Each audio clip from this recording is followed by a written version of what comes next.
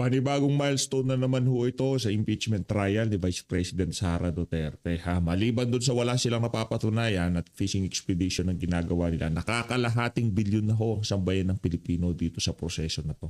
Ayun na nga sa ika-18th day ng impeachment trial ni VP Sara, si Atty. Sheila Sison ho at ang makikita nating sasalansan dito sa araw na to. Pero bago yan, isang like at isang subscribe. Masaya na ho tayo dyan at sa mga gusto sumali sa ating community, yung join button nandiyan lang ho sa baba. Rekta na ho tayo dito sa mga punto de vista nitong si Atty. Sheila. Yung Same appearance for the prosecution, Your Honors. We're ready. Good morning, Your Honors. Same appearance for the respondent accused. Thank you. We are in receipt. Before we proceed to our next witness, I believe it's going to be Mr. Ortonio. We are in receipt of a request for stipulation with respect to certain circumstances and documents from the prosecution. Is that correct? Do you confirm, Honorable Chua? Yes, Your Honor. We got a copy of the one. The lead counsel for respondent already responded to the request for stipulation for Eduardo Fajardo yesterday, I believe, and That's only correct, Your stipulated to the first 2 points. Yes, Now, sir. this one for Ortonio, we got it only last night. May I ask the counsel for respondent when you got the request for stipulation? We also received this just last night, Your Honor, by email. Is there an equal request for stipulation with respect to documents? I believe, Your Honor, that on the third page of this new request for stipulation with respect to Mr. Lemuel Ortonio, there are certain documents that the prosecution requests for stipulation. But this will be addressed during the presentation and the cross-examination of the witness, Your Honor. So can you already comment on the request for stipulation with respect to Ortonio, Attorney Sheila? We can, Your Honor. We can only stipulate on items 1, 2, 3, 4, 5, 7. That's it, Your Honor. Your Honor.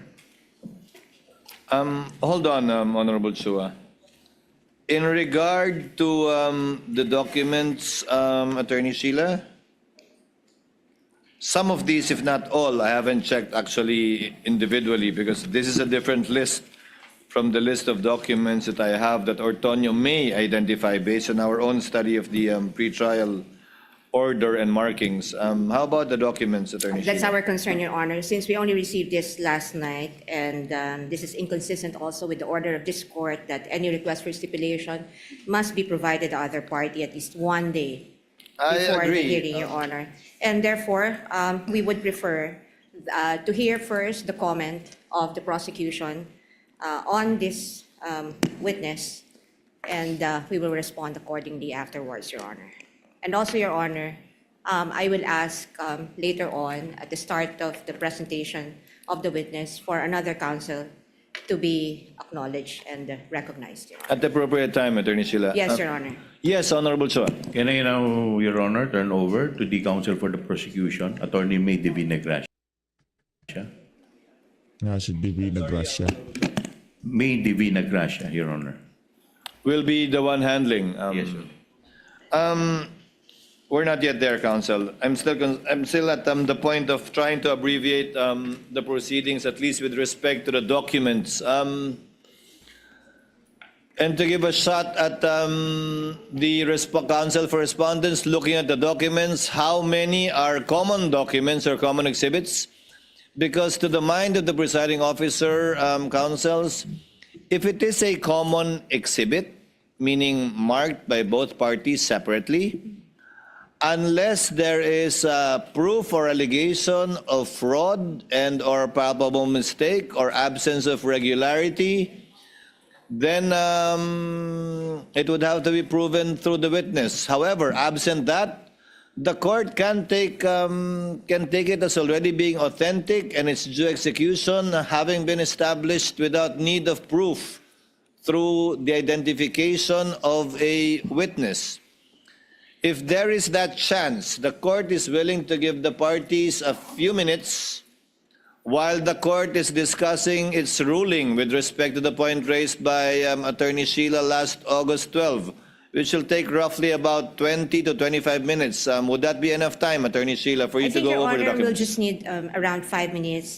We're amenable to some stipulation under item number 25, except for item number 25, B and V, B and Beta and Victory, Your Honor, because these are not common exhibits. But with the rest of the items under number 25, we probably will just be needing 5 minutes to see the prosecution's documents and return to this court with a response to the request for stipulation. 5 minutes? If it's 5 minutes, the court will defer its ruling on your August 12 manifestation and just simply give you 5 minutes before we call Ortonio. 5 minutes? Thank you, Your Honor. Okay, 5 minutes. Court declares a brief recess in order for the parties to be able to stipulate on the documents they will be presenting to the witness Ortonio to save on the court's time. Trial is in recess. O, habang nakareseso sila, pasadaan ho natin itong si Amy Marcos. Ni-roll eye ho niya itong si Risa Hontiveros kahapon. Pakinggan ho natin ang panalangin nito si Risa. Bira naman kasi siyang Risa. Manalangin tayo. Sa ngalan ng Ama, Kayo dyan sa House, kayo dyan sa Senado, ano yan, talagang kailangan nyo sa inyo. Dapat minamayat maya nyo yan ng Anak, ng Espiritu Santo. Amen.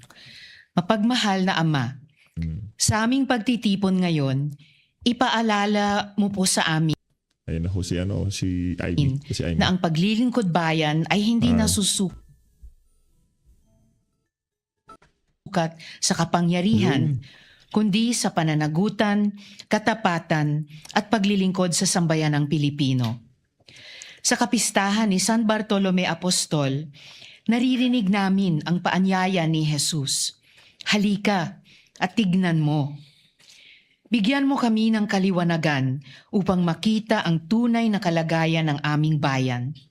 Ang mga pamilyang nagsisikap sa gitna ng kahirapan, ang mga Pakita lang ho natin ito si Sianaim. gawang nagsusumikap para sa marangal na buhay, at ang mga pamayanang muling bumabangon mula sa mga sakuna. Lalo naming ipinapanalangin ang mga bata at kabataang naaapektuhan ng karahasan. Yakapin mo sila sa gitna ng kanilang takot at pagdadalamhati.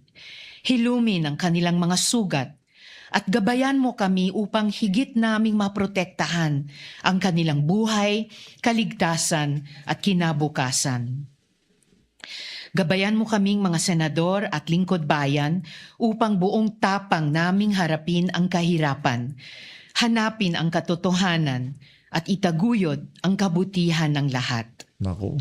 Naway hindi kami tumalikod sa mga pangangailangan ng aming mga kababayan. Naway ang kapangyarihang ipinagkatiwala mo sa amin ay gamitin namin, hindi para sa pansariling interes, kundi para sa tapat na paglilingkod sa kapwa. Basbasan mo po ang lahat ng aming ginagawa upang maisulong namin ang dignidad, katarungan, proteksyon at kabutihang panlahat ng bawat Pilipino.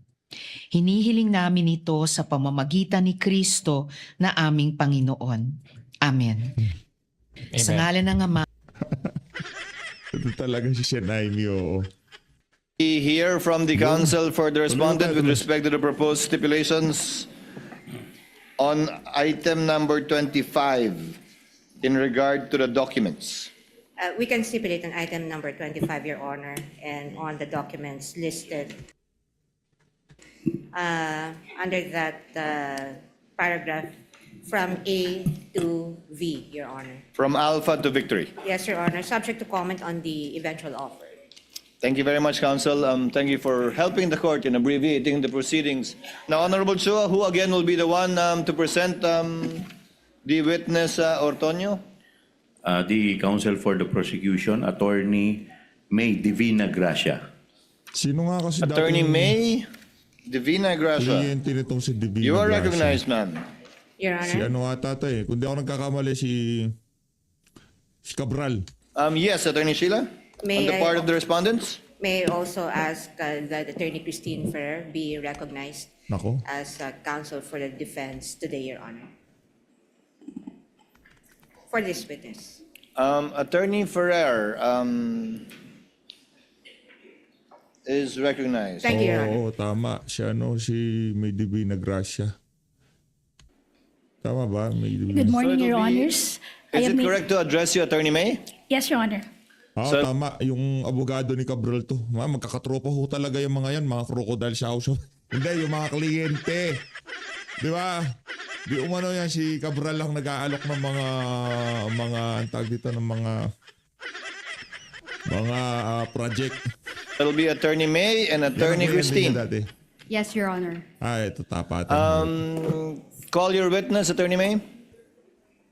Your Honor, we would like to call to the witness stand our sixth witness in the person of Mr. Lemuel G. Ortonio. The clerk of court is directed through the OSA to kindly situate Mr. Ortonio at the witness stand.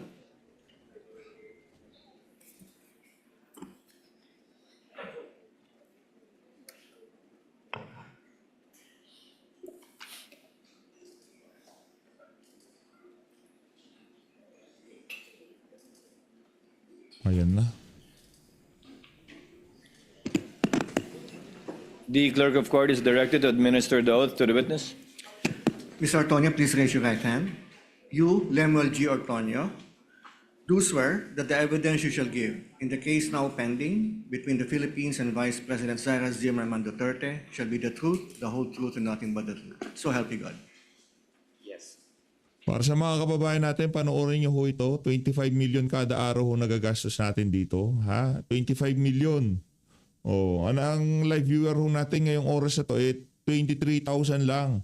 Napakababa ho niyan. Sa laki ng gastos natin, tapos 20,000 lang manunood. Na 50 million na tayo. Aba, lugi naman ho tayo dyan. Panoorin nyo ho mga kababayan. Kindly place on the record because it was inaudible that the witness responded in the affirmative by saying yes. Attorney May, your witness for direct examination, kindly make the offer. Yes, Your Honor, but before we proceed to our offer, Your Honor, we would like to just read for the record the matters that were already stipulated on, Your Honor, for avoidance of doubt. You may do so, counsel. You may proceed. So, first, that the witness, Mr. Lemuel G. Ortonio, is the Assistant Secretary and Assistant Chief of Staff Anong ginawa nitong si Divina Gracia? Nung nagurgur yung kliyente niya, kinuha siya dyan sa House of Representatives. Wala na siya racket, gano'n? of the Office of the Vice President. Bira. Second, he holds the position of Assistant Secretary at salary grade 29. Third, his appointment is coterminous with the term of the Vice President. And fourth, his position is one of trust and confidence. May the defense kindly confirm if those are all the matters that you're willing to stipulate on. As well as, sorry, Your Honor, they're also stipulating on the authenticity and the genuine execution of the documents listed in paragraph 25 of the request for stipulation. Attorney Christine? Yes, Your Honor, subject to cross-examination. Duly noted. Kindly proceed with your offer, Attorney May. Your Honors, we are offering the testimony of Mr. Lemuel G. Ortonio to qualify him as a hostile witness and to prove the following. Number one, the confidential funds answered to no legitimate confidential purpose. The amount was requested before the supporting plan was produced, and the 2023 plan just repeated the operative language of the 2022 plan. Nauna ang 250 million, sumunod ang plano matapos itong hingin ng DBM. Hindi plano ang nagtakda ng halaga. Ang halaga ang nauna sa kahinabol ng plano. Number two, The respondents' handprints are on every document that mattered.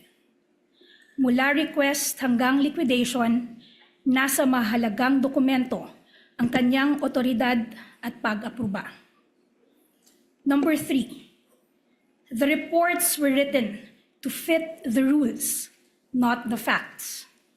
4 na ulat, iisang template, mga halagang hindi nagbabago at laging eksaktong 125 million. Not a peso more, not a centavo less.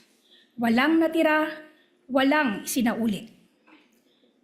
Number 4, 5 days after COA questioned the medical and food aid item, the line disappeared while the report still totaled exactly 125 million. Question ng Commission on Audit ang medical and food aid na may halagang 40 million, 42 million at 40 million sa 3 unang accomplishment reports. Makalipas ang 5 araw, wala na ito sa huling accomplishment report. Pero 125 million pa rin ang kabuuan ng halaga. Number 5, in 2 years, not one area, not one operation was ever named. Daang-daang area ang iniulat, 500 million ang ginastos. Ngunit wala ni isang lugar, ni isang operasyon, ni isang petsa ang pinangalanan. Number 6, the liquidation was late, irregular, and backdated. 10 buwan huli ang mga resibo.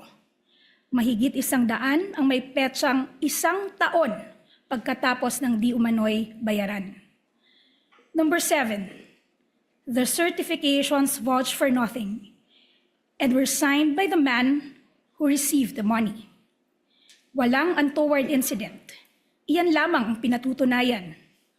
Walang halaga, walang pangalan, walang lugar at walang petsa. At ang pumirma, ang mismong tumanggap ng pera. Number 8, the 500 million bought protection the Vice President already had. And against threats, the AFP and the PNP were already paid billions to watch. 473 sundalo at pulis na ang nagbabantay sa kanya. Sahod ng Republika mula sa ibang pondo. Walang pangalawang pangulo sa kasaysayan ang nagkaroon ng ganito. Propaganda. O si. Oy, may Gracia.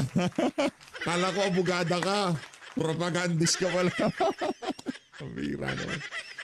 Attorney May Gracia. Pambihira, oo. At ang mga bantang tinutukoy sa mga ulat, Tuloy. ang NPA at mga teroristang grupo. Sakop na ng intelligence funds ng AFP at PNP. Bayad na ang proteksyon, bayad na ang pagbabantay, bago pa ang kahit 1 piso ng confidential funds. Number 9, the justification for the confidential funds shifted with every finding. Sa DBM, safe implementation ng good governance programs, official engagements, and functional representation ng pangalawang Pangulo. Sa mga plano, confidence building for good governance programs at pagsapit ng 2023 socio-economic program delivery. Sa mga certifications, surveillance and information gathering to prevent untoward incidents from transpiring. Sa protective intelligence operations reports, for intelligence gathering naman.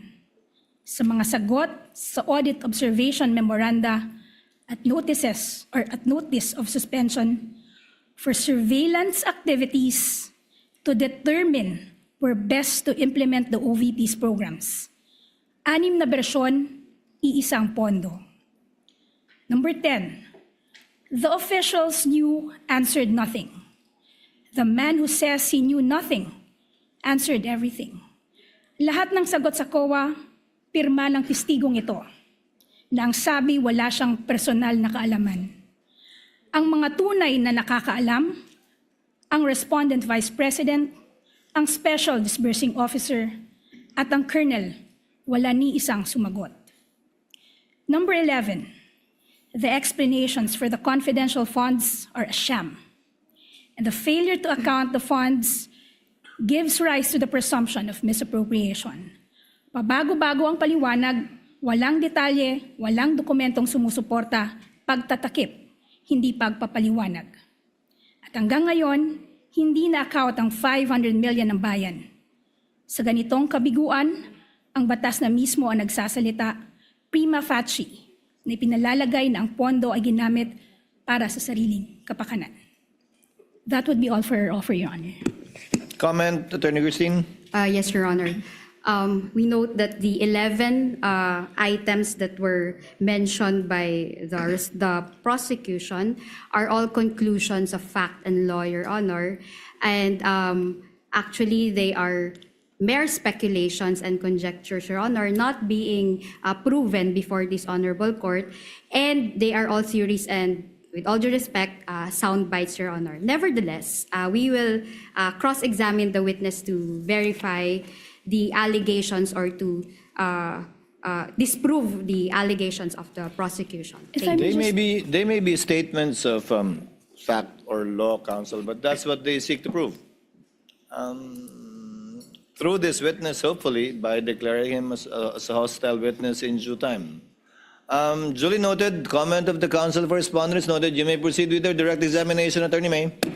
Your Honor, before I proceed, we would just like to request for a continuing authority for our assisting counsel, Attorney Oliver C. Caido, to approach the witness and present and confront him with the necessary and relevant documents whenever we mention those documents, Your Honor. Granted, as well as who would be the counterpart assisting counsel from the respondent, Attorney Christine? Yes, Your Honor, Attorney David Gola. And Granted, also- insofar as both parties are concerned in regard to their respective assisting counsels who may approach the witness at any time during the direct and cross. And also, Your Honor, we request a similar continuing authority for us to flash on the screen the relevant documents when mentioned for the appreciation of this honorable court and of everyone, Your Honor.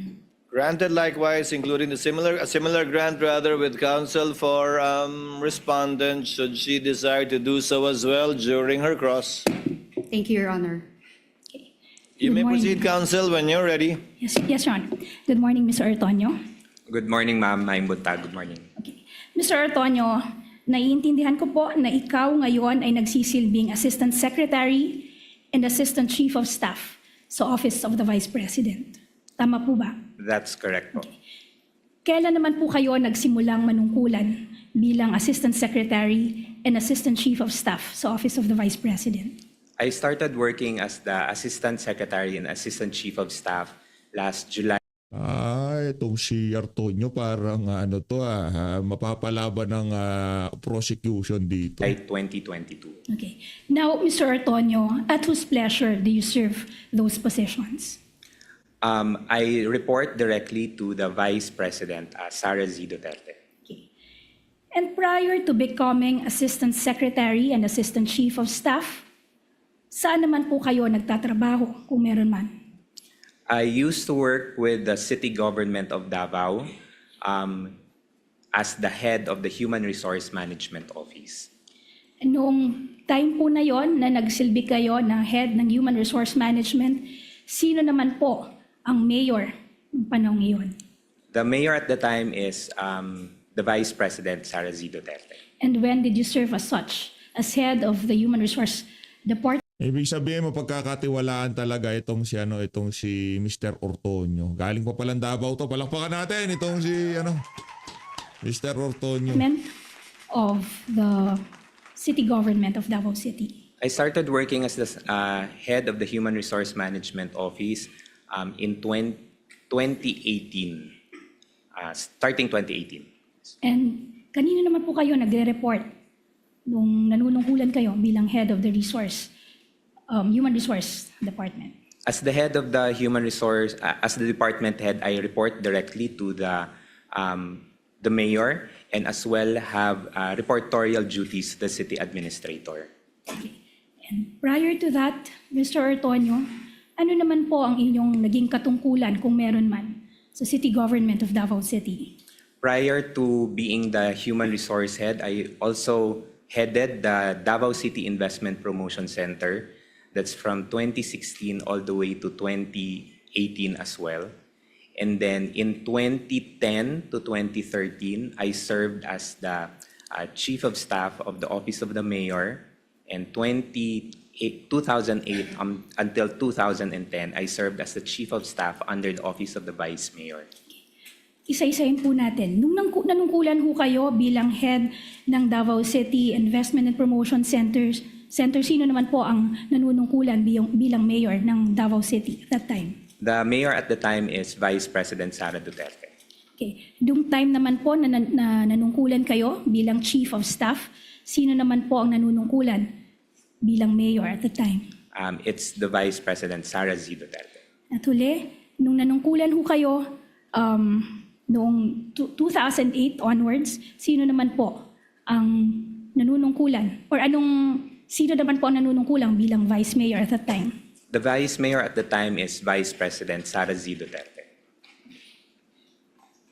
Now, prior to 2008, Ano to, pinagkakatiwalaan to ni VP Sara, itong si Mr. Ortonio. Kaya mula noong VP si Vice Mayor si VP, talagang isa to sa mga tao niya, ito si Mr. saan ho Ortonio. kayo nanunungkulan o nagtatrabaho kung meron na? Ito si Divina Gracia, tao yan ni Martin Romualdez.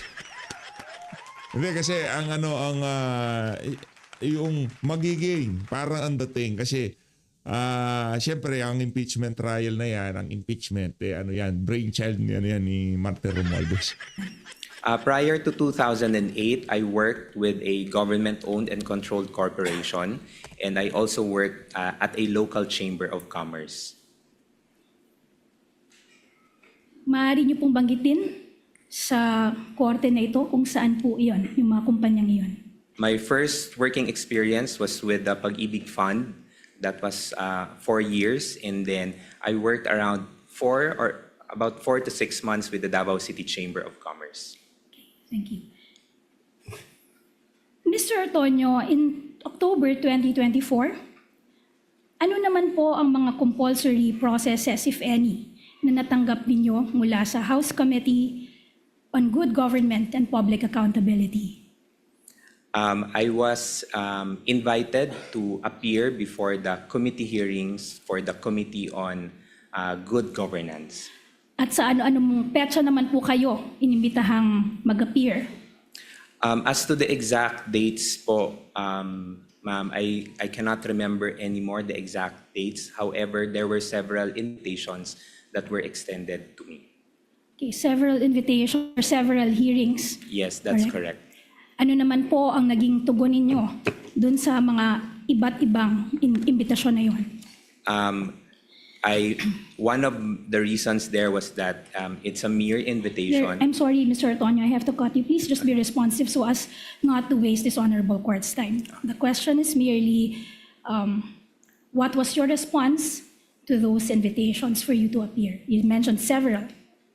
What was your response? The response was, I will not. May dala-dala pa akong props. Sorry. Nag-uurasyon.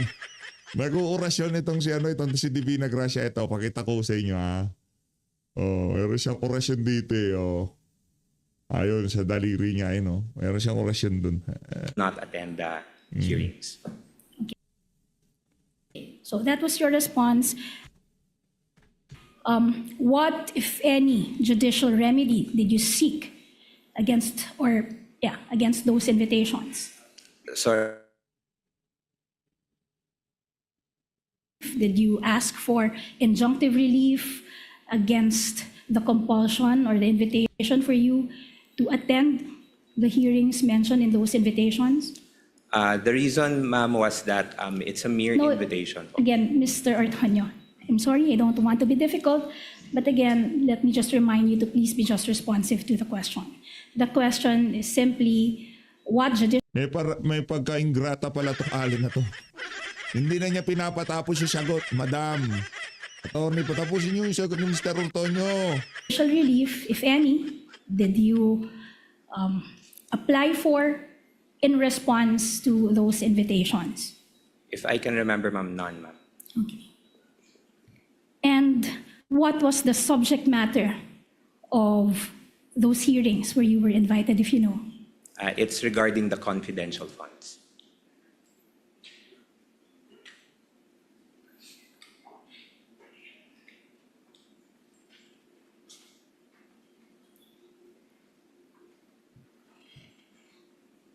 Okay. Now, Ms. Ortonio, what is your relation with Mr. Ernesto Nemenzo Ortonio Jr., who is the president and a member of the board of directors of PNX Udena Insurance Brokers Incorporated? Your Honor, Attorney Christine? relevance, Your Honor. It is very much relevant. Irrelevant. Anong broker, anong insurance? Your Honor, because this would prove that this witness and the respondent move in the same social circle. And this witness can practically become a social pariah if he speaks Speculation, Your Honor, speculation. unfavorably of the respondent. You're on a short leash, counsel. Go to your point. Objection is overruled. So, Mr. Ortonio, just to repeat the question, what is your relation with Nako-curious siya, no, si Chis. with Mr. Ernesto Nemenzo Ortonio Jr., Tuloy, sabi niya. who is the president and a member of the board of directors of PNX Udena Insurance Brokers Incorporated? He is my father po. Okay.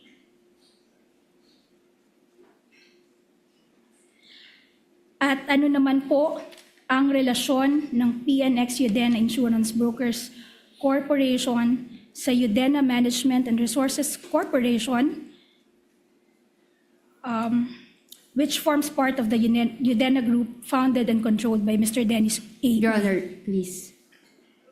Yes, Attorney Christine. Again, relevance, Your Honor, to the confidential funds. And she's on short leash. Your Attorney Honor, May, Attorney if I May, may just is this quickly part respond. of trying to qualify Mr. Ortonio as a hostile witness? Yes, Your Honor, this will establish that this witness has an adverse interest, Your Honor, in this case. With your indulgence, as well as with the permission of counsels for the parties, I think it has been established that Mr. Ortonio serves at the pleasure of the Vice President, has been working for her for quite some time, Established and is na. serving up to now. Correct me if I'm wrong, Mr. Ortonio. That's with the correct, Vice President. Your Honor. And that if the Vice President is impeached and therefore removed from office, pati kayo matatanggal po, di ba? Dahil coterminous kayo. That's correct, Your Honor.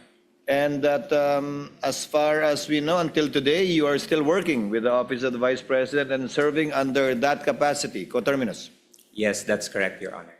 To abbreviate the proceedings, the court declares Mr. Ortonio as a hostile witness based on his adverse interest vis-a-vis the respondent and the prosecution, and that therefore counsel Attorney May can ask leading questions, but again, pursuant to the rules, may not ask misleading questions. You may proceed, ma'am, accordingly. Thank you, Your Honor. Mr. Ortonio, I am showing you a video footage of the hearing of the CGGPA on November 25, Ano yan? Yung mini trial last year. 2024. May I request, 2024. Your Honor, our assisting counsel who is stationed at the technical booth to play the said video footage.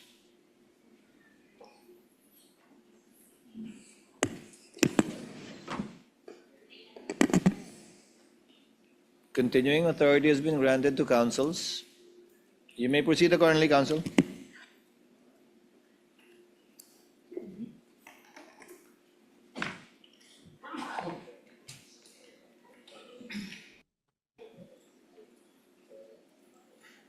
Office of the Vice President. Mr. Lemuel G. Okay. Yung! Mr. Ortonio, ano ang relasyon mo sa Lemuel G. Ortonio na nabanggit sa video na aming pinakita? That's me po, ma'am. Okay. At ano naman, at tama ba, kinukumpirma mo ba na ang event na recorded dyan sa video footage na yan ay ang hearing ng CGGPA noong November 25, 2024? That's correct po. At Mr. Ortonio, maaalala mo ba na sa hearing na yan, sinabi mo, and I quote, you provide overall supervision for the internal affairs of the Office of the Vice President. End of quote. That's correct po. At pinapatutuhanan mo rin ba na kasama ng supervision na yan ang supervision sa Administrative and Financial Services Office at Strategy Management Office ng Office of the Vice President? That's correct po. Ngayon, Mr. Antonio, tama bang sabihin ng Administrative and Financial Services Office, ito ang opisina sa Office of the Vice President na in charge sa pangkalahatang budget ng OVP? That's correct po. Kasama dito ang budget preparation, That's correct. budget disbursement, accounting, at liquidation. That's correct. And since you exercise supervision over this office, sa pangkalahatan, tama bang sabihin, generally, walang pondo ng OVP ang hinihiling, nilalabas, ginagastos o inililiquidate na wala sa inyong kaalaman at supervision? Tama ba? Generally, Mr. Antonio. Generally, Yes. yes. Ngayon, ang Strategy Management Office naman, ito ang tanggapan ng OVP na nangangasiwa sa strategic planning, management, monitoring, evaluation, organizational development, at iba pang kaugnayan ng tungkuling pamamahala ng OVP. Tama ba? That's correct. So kasama dito ang pagbuo at pagsubaybay sa mga programa, proyekto at aktibidad ng OVP. Tama ba? That's correct. So ngayon, dahil sa iyong pag-amin, tama rin bang sabihin na bawat programa ng OVP ay dumadaan sa SMO? For all the activities. Yes. At dahil kayo ang nagsusuperbisa sa SMO, kayo rin ang Attorney Didi Nagracia, yung ano mo, yung ano tawag dito, yung agimat mo, himasin mo yung agimat mo. Huwag mong tigilan na hindi hinihimas ang agimat mo na yan. nagsusuperbisa sa mga programa, proyekto at Tinitigilan mo aktibidad eh. nito. Tama ba? General Oh. supervision Yes. po. In short, or sa madaling salita, bawat programa ng OVP ay dumadaan sa inyong supervision ng 2 beses. Una, kapag ito ay pinaplano ng SMO, at pangalawa, kapag binabayaran ito ng AFSO. Tama ba? Yes po. At tama rin bang sabihin na ang mga direktor ng 2 opisinang ito ay nag-uulat din sa iyo? Tama ba? That's correct po. Also, tama rin bang sabihin na ang Vice President mismo ang nagtalaga sa inyo ng supervision over these 2 offices? Good luck, Didi Yes, Nagracia. that's correct as part of the organizational structure. Okay. At tama rin bang sabihin na kaugnay ng inyong supervision sa SMO at AFSO, ang anumang direktibang natatanggap ninyo ay sa huli nagmumula sa Vice President? That's correct. Okay. At tama rin ba na sa pagganap ng inyong mga tungkulin, sa huli kayo ay nasasaklawan ng mga direksyon at instruction ng Vice President? That's correct. In short, the official acts that you perform in the discharge of those responsibilities are done pursuant to the authority vested in you by the Vice President. That's correct. Now, pumunta naman tayo ngayon, Mr. Antonio, sa sulat kung saan nagsimula ang lahat. Okay, so, Mr. Antonio, you assumed your position you mentioned earlier as Assistant Secretary and Assistant Chief of Staff noon lamang July 1, 2022. Tama ba? That's correct. So, that was mid-year. Yes. And you will confirm na pag-assume mo ng inyong position around that time, walang confidential fund ang Office of the Vice President. Tama ba? That's correct po. Which means na yung successor ni Vice President Sara Duterte na si Vice President Leni G. Robredo, walang confidential funds. Your Honor, please. Yes, Attorney Garcia. No basis, Your Honor, and conclusion of facts. Kindly clarify, Lenny is not the successor Sorry, counsel. predecessor, Your Honor. I'm sorry. Exactly. So Yan ang sinasabi ko dito kay Divine Grace eh. Ang bihira naman oo. Oy, Divina Gracia. May Divina Gracia. Ganda pa naman ang apelido mo. Tapos may hawak pa siyang agimat eh. Kindly reform, Counsel. Mr. Antonio, do you confirm that Vice President Sara Duterte's predecessor, former Vice President Lenny G. Lenny Nagkanda-mix-mix na. Nagkanda-mix-mix na, madam. Your Honor, Lenny Robredo, she did not have confidential funds. Your Honor, please. Yes, Counsel. Incompetent. He's not a staff of Lenny Robredo. If he knows, if you know, Mr. Antonio, you may answer. If you don't, you may answer so as well.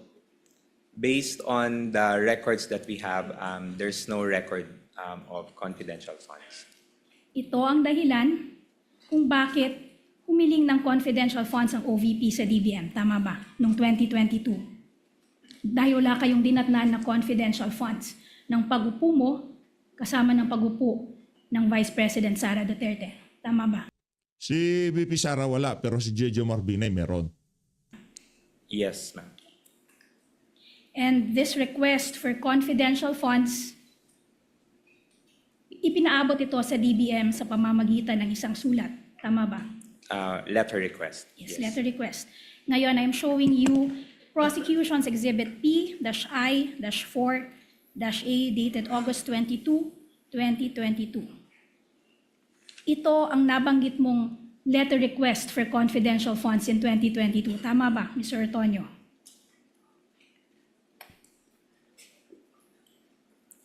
Yes, correct.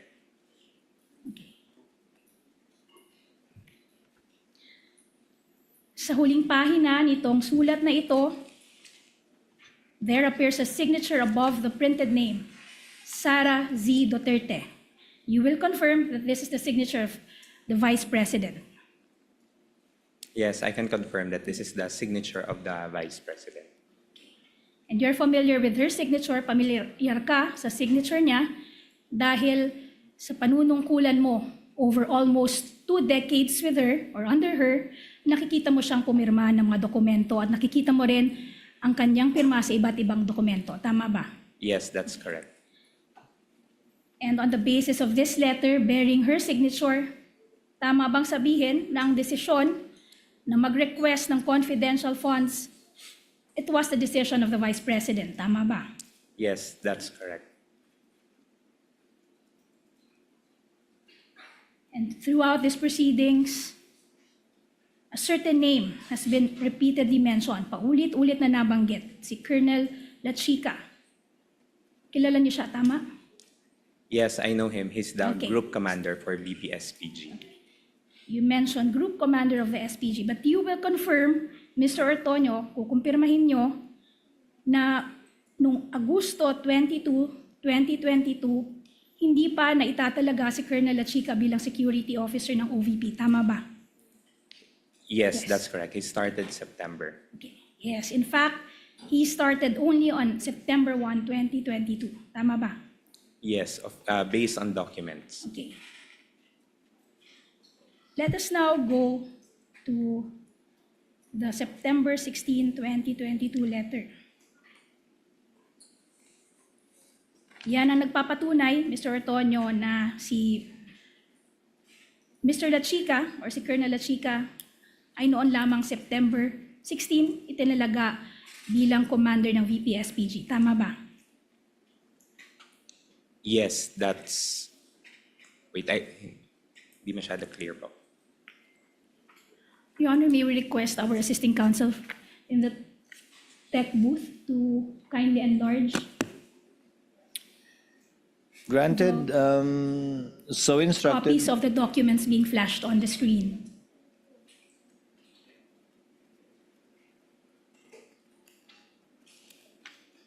Sir, what's the question again, ma'am?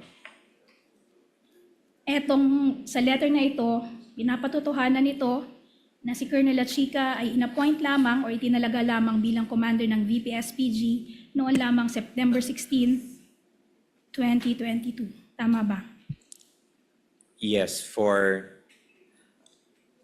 Ma'am, I think the memorandum is the designation of Colonel Achica Sorry, as security officer. security Yes, officer. security officer.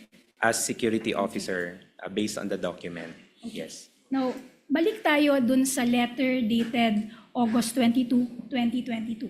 Dito sa letter na to, you will confirm that the OVP requested 4 items. 1, augmentation of financial assistance and subsidy. 2, augmentation of special duty allowance. 3, additional 192 co-terminus and contractual positions. And 4, confidential funds. Tama ba? Correct, for the 4 items. And you will also confirm that at the time this document was sent to the DBM, nung ihinihanda ang liham na ito at pinadala sa DBM, naiplano na ng OVP ang mga aktibidad nito para sa nalalabing bahagi ng 2022. Tama ba? That's correct. That's correct. Sa katunayan, para sa unang 3 kahilingan, nakapagbigay na ang OVP ng basihan ng mga hiling na halaga. Nakalagay dito ang computation kung paano nakuha ang halagang hinihiling. Tama ba? That's correct. That is for the first 3 requests, the augmentation of financial assistance and subsidy, augmentation of special duty allowance, and additional 192 co-terminus and contractual positions. And dahil rin, na-plot out niya na yung mga activities, programs, and plans ng OVP ng time na yan, nakapaglakip na rin kayo ng supporting documents for the first 3 requests. Tama ba? Yes, that's Pati correct. yung projections. Live viewer ho tayo, live viewer, 36,000, kulang ho yan. Dapat hindi bababa ho ng 60,000 yan kada ano, para masabi natin na nagva-viral siya. Para masabi natin na nagva-viral ang isang live sa social media, dapat at least 70, 60,000. 100,000 mga ganun. Viral yun. Pero pagka ganito, normal na hearing lang ho ito sa Senado. Normal na parang mas marami pa yung sa Twadcom. Sa Twadcom kasi nag-70,000 doon, nag-80,000 live viewer. Pero dito 30,000. Ibig sabihin wala ho talagang interest ng taong bayan dito sa impeachment na to. Mga relevant projections for these 3 requests. That's correct. But, Mr. Ortonio, kinukumpirma mo rin na for the OVP's request for confidential funds, in this letter, walang computation na binigay. Tama ba? There was Let's limit the answer. Ito naman ate. Si Ate May naman, pambihira. Patapusin mo sagot. The letter. In that letter, no computation was provided. Tama ba? That's correct. No There was computation. also no projection provided in the same letter. Tama ba? Yes, that's correct. And also, there was no Pagka pala ang tag dito, nag-abogado ka sa prosecution, dapat medyo bastos ka talaga, no? Yung tipong tinatanong mo pero pagka sumagot, hindi ayon dun sa gusto mo marinig, babarahin mo kagad. Gano'n, no? Ang bihira naman to si Divina Gracia. Napaka-ingrata naman. physical Ganon. and financial plan attached to the letter. For this letter request, Yes, none. none. In fact, there was no attachment supporting the OVP's request for confidential funds. Correct? There were no attachments, ma'am. Yes, there were no attachments in support of your request for confidential funds. Tama? Okay. Mr. Ortonio? Yeah, what's your response? Yes, that's correct. No attachments, ma'am. And tama rin bang sabihin na ultimately, ang nag-decide kung magkano ang hihilingin na confidential funds from the DBM ay si Vice President Sara Duterte. Tama ba? Yes, the determination Yes. for the amount Thank you, is Mr. Ortonio. in the discretion of the Vice President. Yes, thank you.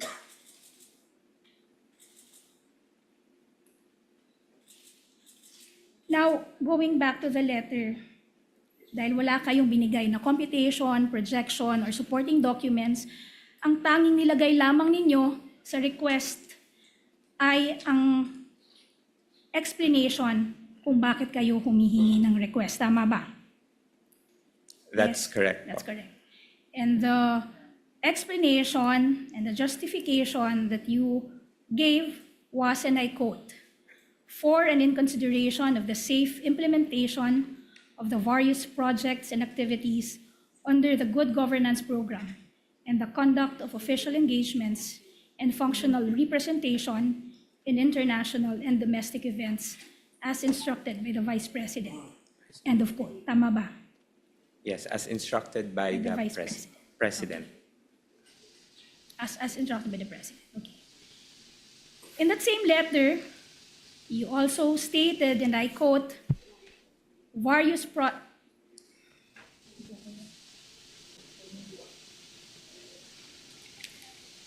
you committed to formulate programs, projects, and activities relevant to national security and peace and order, and is devoted to implement said PPAs with proper security and safety protocols for the benefit of the institution through the OVP satellite offices, its partner stakeholders, and the general public. End of quote.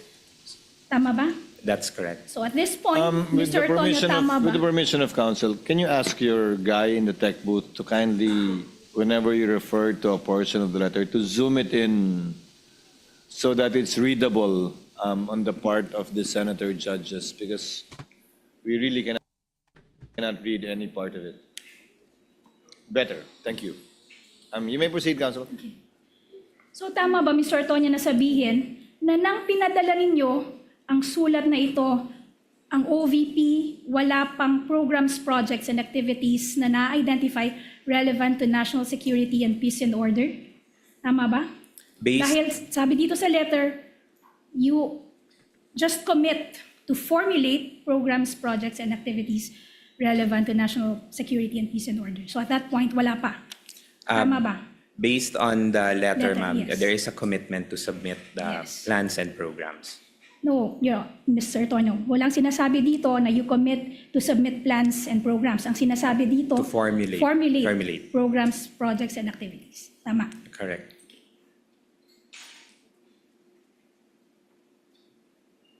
And this is despite the fact na kanina inamin mo na nung pinadala nyo yung letter na to, more or less, na-identify nyo na yung mga plans, projects, and activities of the OVP for the remainder of 2022. Tama ba?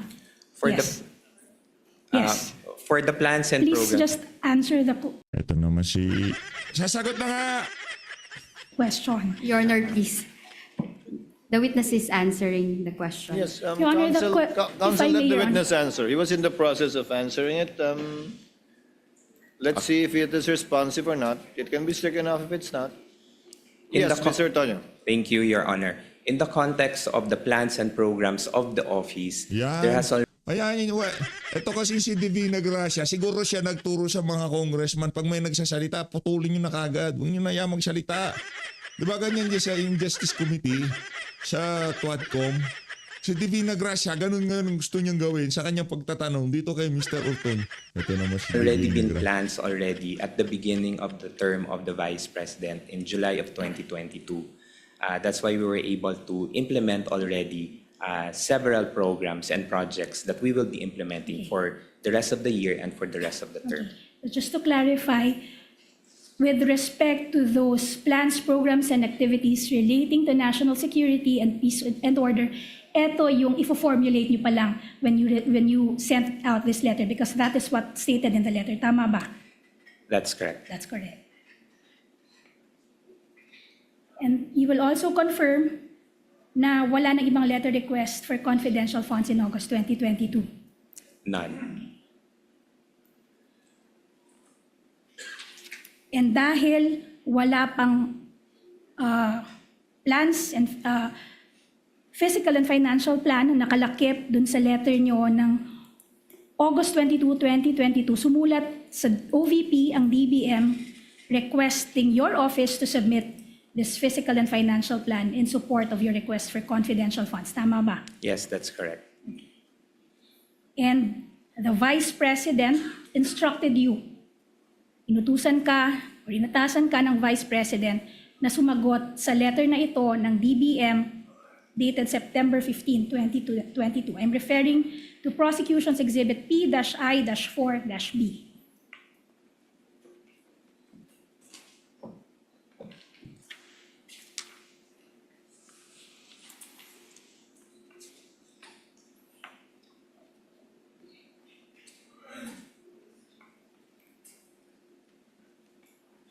Yes, we are in receipt of this Okay. communication. At ikaw ang inatasan ng Vice President na sumagot sa letter na yan. Tama ba? As part of my duties as the Assistant Chief of Staff, I regularly respond to communication addressed to the office. Okay. But the Vice President knew very well that it was you who was responding to that letter of the DBM, correct? Yes, because as Okay. part of my Yes. duties. po.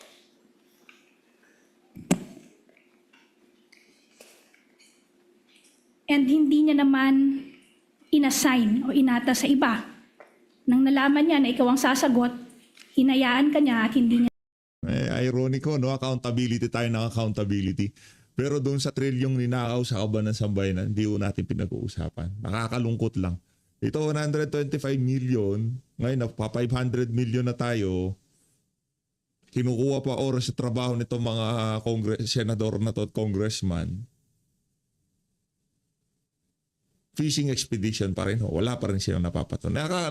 Lang tayo, nalulungkot lang ho tayo sa nangyayari sa ating bansa. sinabing Hindi natin alam kung ano mga priority natin. iba na lang ang sumagot. Tama ba? Ma'am, for regular communications within the office, it is the Assistant Chief of Staff who signs the documents corresponding to other agencies. So Okay. it's already inherent to the function as the Assistant Chief of Staff. Yes, Mr. Antonio. But that is ultimately subject to the decision and discretion of the Vice President. Tama ba? That's correct. So, dahil yan ay subject sa discretion ng Vice President, anytime the Vice President can revoke that authority. Tama ba? Yes. Now, following that instruction, you wrote a letter to DBM dated September 19, 2022. Tama ba? I'm referring to Prosecution Exhibit P-I-4-C. While you're showing the witness, Attorney May, the August 22, 2022 letter, what's the exhibit marking of that document, if any? For the record. Sorry, Your Honor. P-I-4-A. P-I-4-A. Thank you. Witness may answer pertaining to the September 19, 2022 letter, if you're aware of it. Yes, I signed this transmittal letter to the DBM. And in that letter, tinukoy ninyo ang Joint Circular 2015-01. Tama ba? Yes. So you must be familiar with that Joint Circular. Tama ba? I'm familiar Yes. to a certain extent. To a certain extent. At tiyak binasa at naunawaan nyo rin ito. Tama ba? Yes. Yes. Because, Mr. Antonio, you're an intelligent witness. You graduated with a bachelor's degree in arts in Ateneo de Davao University. Tama ba? Communication arts. Communication arts. Mali naman. Pambihira, mali itong mga impormasyon nitong si Atty. Divina Gracia. Ayusin nyo nga yung nag-aanap nyo ng mga information. Mali naman. Ano ba yan? You also have a Master's in Development program from the University of the Philippines. Yes, development communication. Development Mali na naman. Ba't walang tumatama? Communication. And another Kung ako dito kay Divina Gracia, kay May, Atty. May, ano na lang niya, ang tawag dito, alamin mo na lang kung anong nangyari kay Cabral. Diba doon sa kliyente mo dati? Master's of Arts in Psychology, is that correct? From Yes. Southville International School and Colleges. That's correct. And the diploma Mahusay. course from the Ateneo de Manila Center for Organization, Research and Development. That's correct. In fact, you worked as a professor, nagturo ka sa Ateneo de Davao University. Tama ba? Yes, for 1 semester only. Now, going back to the letter, in that same letter, ipinadala nyo sa DBM ang physical and financial plan. Tama ba? Yes, that's correct. And that was the first time. Yan yung unang pagkakataon na nag-submit kayo ng physical and financial plan sa DBM in support of your request for confidential funds. Tama ba? Yes, that's correct.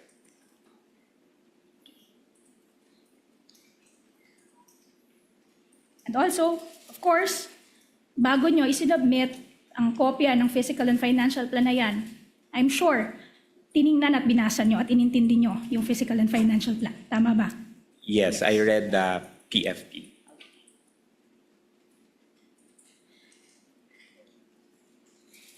Your Honor, we would like to confront a witness with a physical and financial plan dated, bearing the date September 16, 2022, which is Prosecution's Exhibit P-I-4-A. Annex A. So this is an attachment to Exhibit P-I-4-A as Annex A.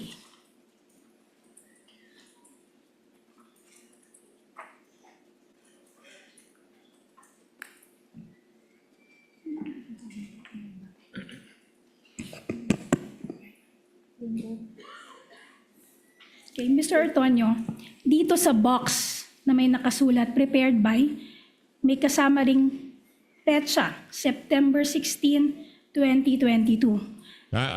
Ano ho, boring ito. Kaya siguro binigay kay May Divina Gracia tong portion na to kasi wala, nakakainip. Ilan ba nanonood? Baksak yung mga nanonood. 28,000 na lang, kanina 36 yan, pambihira naman. Paano nyo i-impesis? Maraming salamat to. Mag-ingat to kayo lahat. Huwag ko kayo magpabudol dito sa mga ano na to. Sa mga politiko. Matatalino ho kayo. Pero lang pagka-election. Yung kasi nagpapabayad, huwag ko kayo magpabayad. Basta kung okay lang na ganito lang kasimple yan. Kung sa tingin nyo, ganito lang kasimple yan. Kung sa puso nyo naniniwala kayo, halimbawa, si Leni Robredo, talagang magiging mabuting presidente siya. Naniniwala kayo sa puso nyo. Diba? Sa kabila ng pakikiapid niya sa administrasyon na to, sa kabila ng wala siyang nagawa sa Naga, kung talagang genuinely naniniwala kayo doon, dilawan, pinklawan kayo to the core. Diba? Hindi, pinklawan kasi mga totoong dilawan hindi makikisapakat sa mga Marcos kagaya nitong si Erice. Kung talaga naniniwala kayo, at kung sakaling, halimbawa, gusto man kayong bayaran para iboto si Leni o kung sino mang kandidato, at binoto nyo pa rin si Leni, malaki ano ko sa inyo, malaki respeto. Kasi pinanindigan nyo yung desisyon nyo. Pero para iboto ang isang kandidato, mapabarangay tanod o kung ano man ang pwesto sa pamahalaan, nagpabayad kayo, malaki ho problema dyan. Ibali ng iboto nyo kung sino dyan, pero wag ho kayong magpabayad.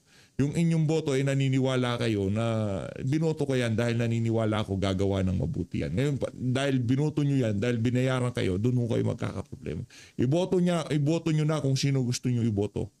Pero wag nyo hong ibenta yung mga boto nyo. Yun lang ho yun. Wag nyo ibenta. Kung gusto nyo si Leni, ngayon inaalok kayo ni Isko na magbayad siya para iboto nyo siya. Wag nyo hong kunin. Iboto nyo kung sino yung sa tingin nyo. Base sa mga development, diba? Kung sino talaga yung gusto nyo, yun ang piliin nyo.